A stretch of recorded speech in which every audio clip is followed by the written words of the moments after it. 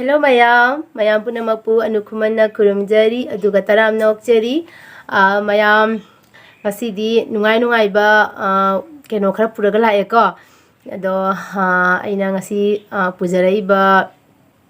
blog se mayam gisu mayam da ahan bagi aina mayam da hajaga dori basina haidi ai jamna nungai ba mikup amagi wari ne ba ko ado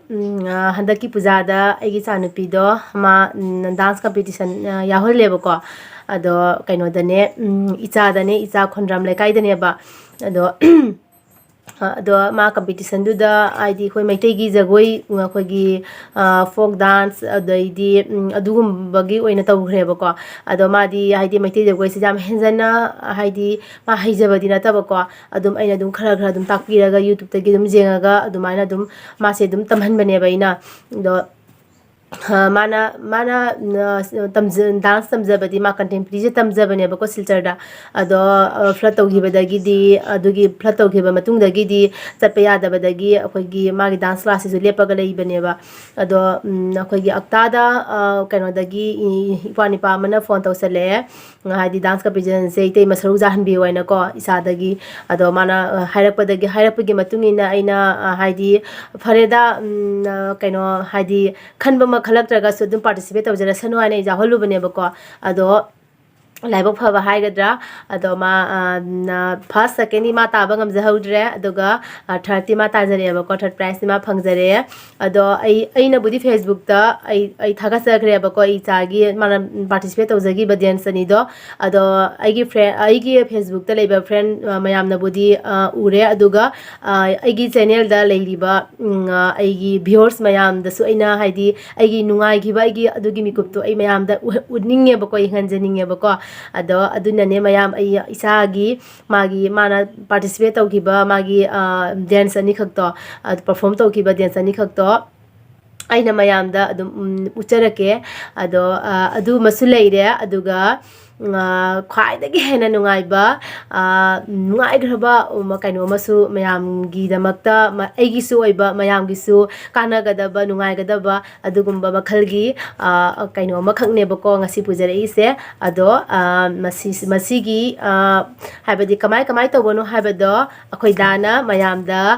khangan gadoine ado akhoi da hoji koksinjarage dala dana hoji ma asisigi maram da ko dana hoji haidoine ba Hi anda koi pandau lagi da bagi lu koksero bagi kapa hoga sarai samso mayam lagliba emoinu puja ga mari lenana emoinu private limited na South Barak benakani part 2 da leba South Barak labaga chobo program ma sin langjari haiba program ase chahi kharagi mamang da su yam chaw taw khre moi ado handak na amu hana su tawrei program sida aidi imphal lagi kagi film star singer mayam ama lagtori ado da sanatana makal mathel gi program ama su kagi mela macha ama hai tare mawong da yam nungai ba mayam gi damakta pujarakadori haiba program asida saruk jengbi ba lakpa mayam na amuk hena nungai na bagi damakta kagi donation ki type da donation hai tare donation ki type da sumna tagi lupa chani gi lucky draw ticket amam khakpi thammi ko haiba lucky draw ticket ase di mayam dagi khudong chaba lauraga thamba ticket nate adi silangi ba program sida donation gi mawong da lupa chani khaktang sumna tagi lupa chani khaktang ni mayam na piraga ticket ase laudu che ado haiba ticket ase asamba ticket nate price 50 price yankai khang ne ba ko asida yause thamise asida kwaidagi amna nuai ba hai taragadi first price ta leiri se ekogi keno car ne ba ko car ma leire do second price ta scooty third price ta 8 gram gold fourth price ta refrigerator fifth price ta bicycle sixth price ta cooler seventh price ta grinder eighth price ta stand fan 9 price the ceiling fan 10 price the electric kettle 11 50 prices atoba makal mayam ma lai gre ko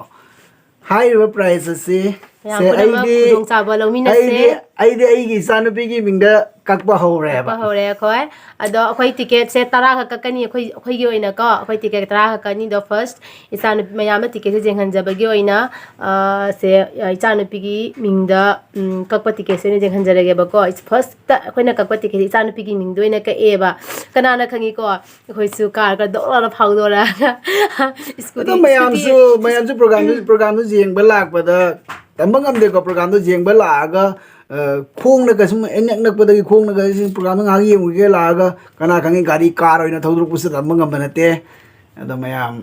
da khoi ju khali ne ba scooty thona khoi ni chat laga car thona halak pasu kanana khangi na tra aduduna lucky ne se lai baki wa ne ado mayam puna masu asi khudong cha ba se lomina se ba ko kanana khangi kana gi lai bak da ka yoi ge de ba ado price jang khai oi bani na tamba sungam de ko mana te ma de oirakani habagi asa su tawe ba ko mayam su tawbiyo aduga ticket se mayam na jaraga di ani hum kaksan biyo ba ko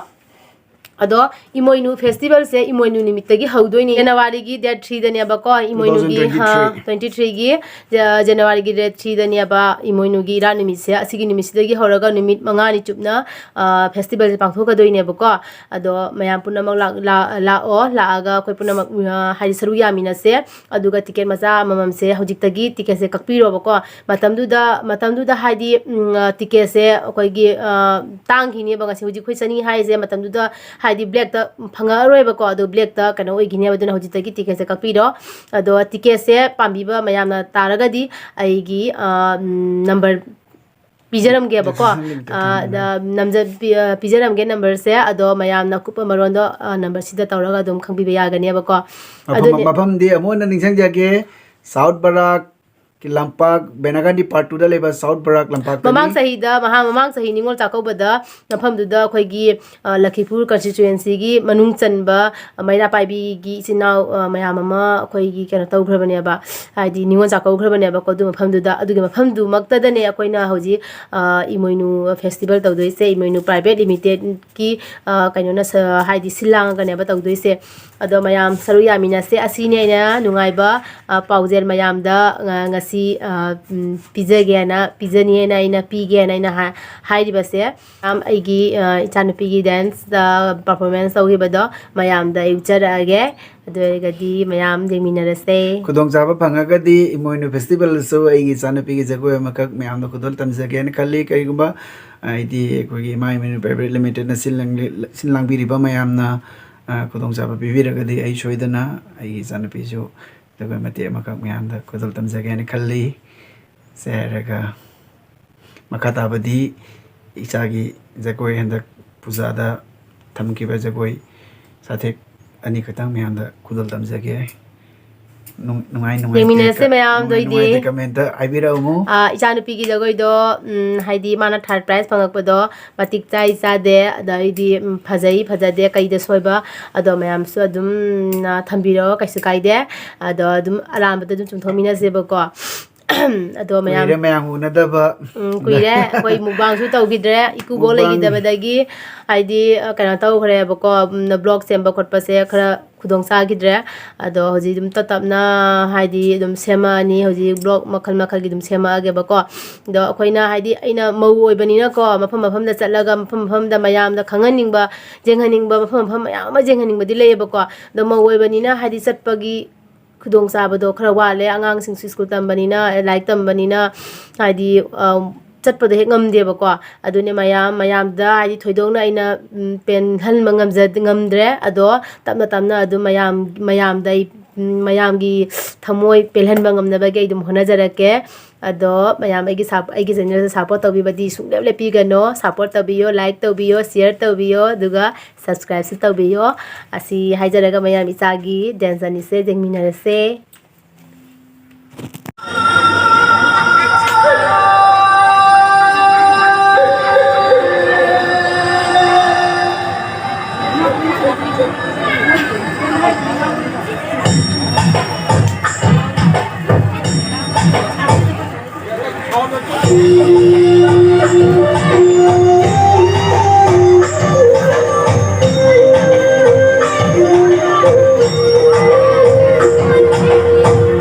You'll never